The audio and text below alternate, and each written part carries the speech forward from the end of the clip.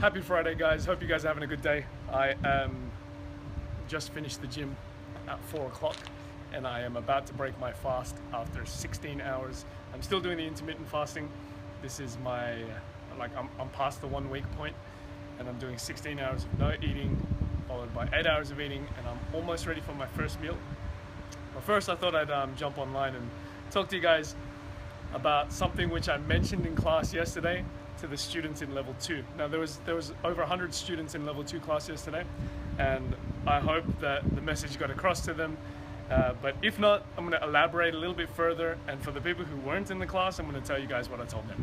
So in 8 years of observing students and how they progress through their learning their salsa, I noticed that if you guys have read the description of the video, I've noticed that women are like tennis players and men are like Formula 1 drivers, right?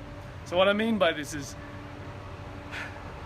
when it comes to improving your skills, for girls, I find that girls tend to improve a lot faster when they dance with guys who are more advanced than them. So it's like a tennis player, right? So with tennis players, it's like they say, the old cliche is that you only become a better tennis player by playing against other players who are better than you, which forces you to lift your game and forces you to, to keep up with them, and forces you to sort of expand your skills. So I find like girls in salsa class are similar. Like they tend to expand their skills, or they tend to learn how to move faster. They tend to learn how to, respond better when they're dancing with guys who are better leads. Yeah.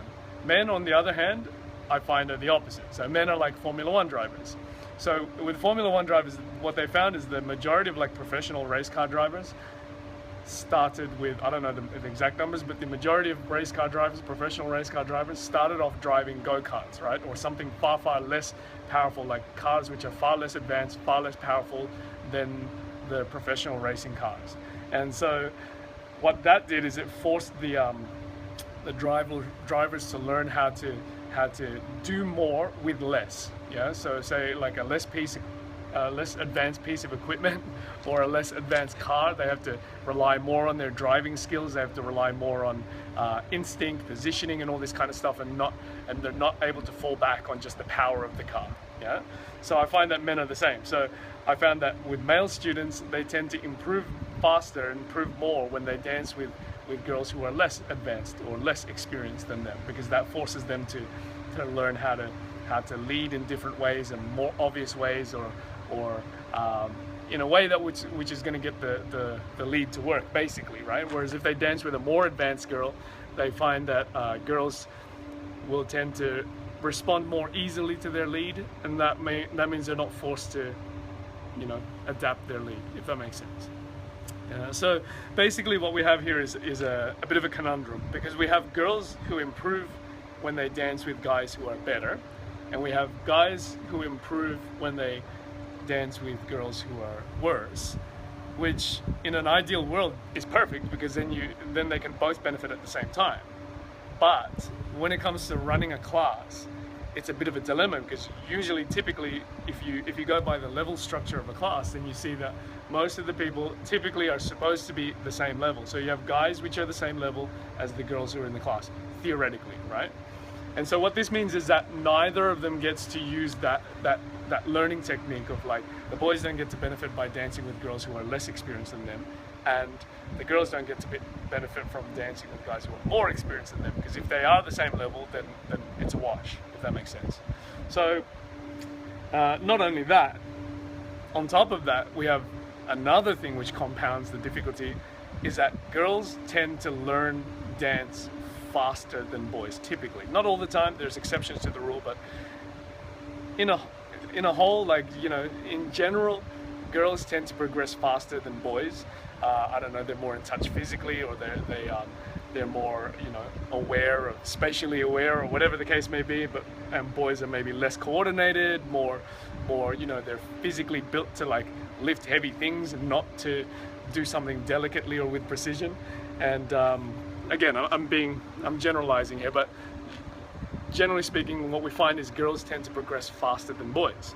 which means we have a situation where we have a class where we've got girls who essentially they start to outpace the progress of the boys, and the girls are now becoming more advanced than the boys in the class, which leads to frustration and awkward feelings on both sides, because the girls now are getting frustrated because they're dancing with boys who aren't as advanced as them. So a lot of the times girls get frustrated because they feel like they're having to carry the relationship, where really is the lead who is supposed to be directing it, and the girls tend to feel like they're not being led.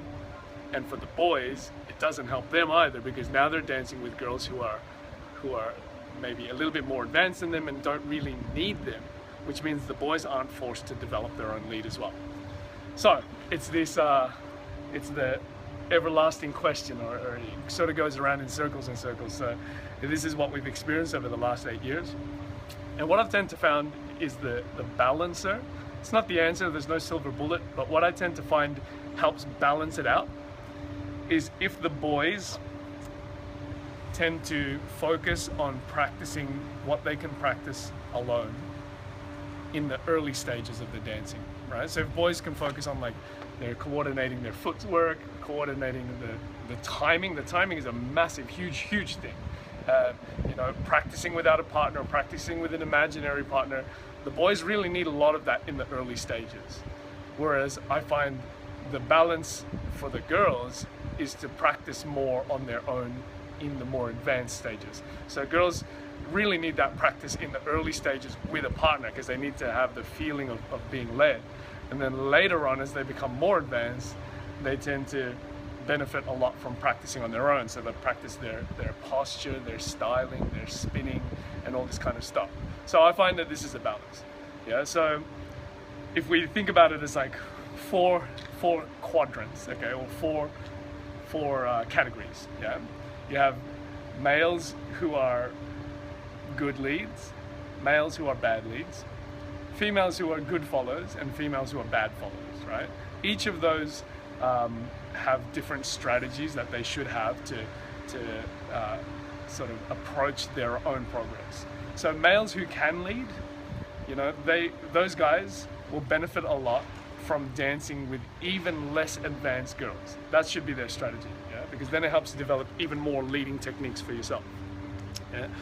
If you are a male who is a good lead and you end up dancing with females who are good lead, this is a great way to put into practice the things that you've learned during your time learning to become a good lead. And it's also a nice way to sort of feel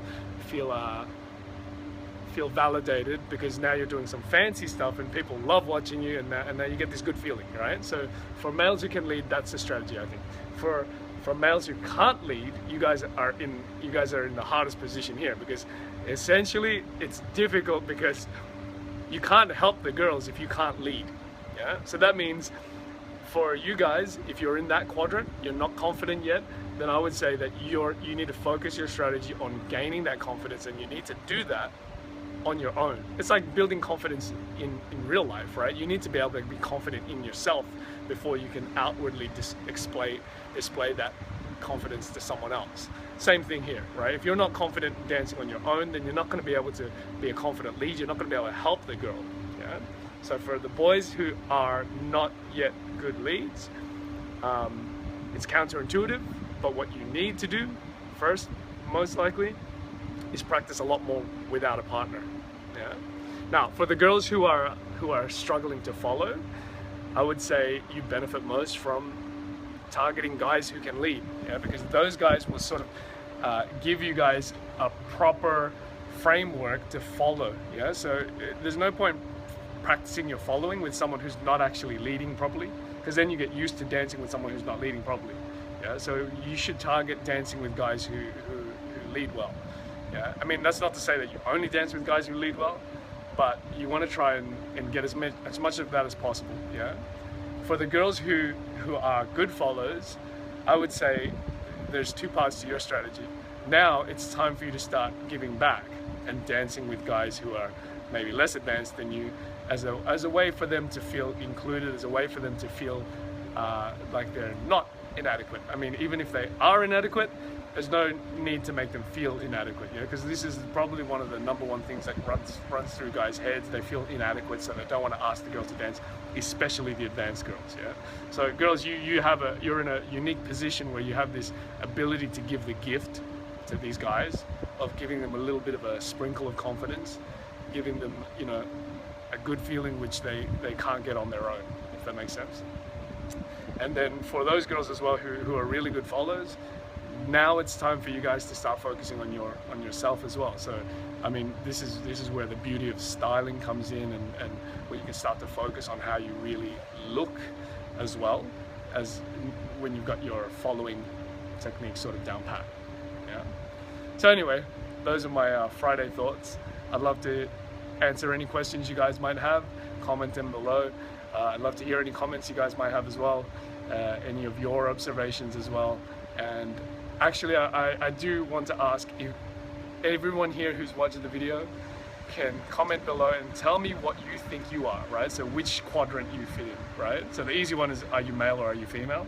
And then secondly, are you confident and competent as a follower or a leader, whatever you may be? Yeah? And then in which case, if you put your answer down below, I'm going to ask you what your strategy is to continue your growth, to continue your progress based on what I said today. Yeah? Also, I'm always open to hearing people who disagree with my theory. I love hearing back from people who may have a different perspective, because that's the only way that I'm going to grow as a thinker as well, is if I listen to people who have opposing thoughts, and allows me to explore other ideas which may be contrary to what I think as well. So if you have any conflicting thoughts based on what I said, comment them below as well. Basically, I just want to talk to you guys. Yep. So I'm having a lot of fun here, guys, and thank you guys for watching, those of you who have tuned in, and thank you for the ones who are going to watch later on as well, and thank you for everyone who's going to take the time to make the comments below as well. Yeah. So I hope you guys are having a great Friday. I have a chill day today, just going to relax, spend some time with family, and now that it is past 4 o'clock, I'm going to eat like a mofo, and I hope you guys are doing something similar, and remember, life's better with salsa.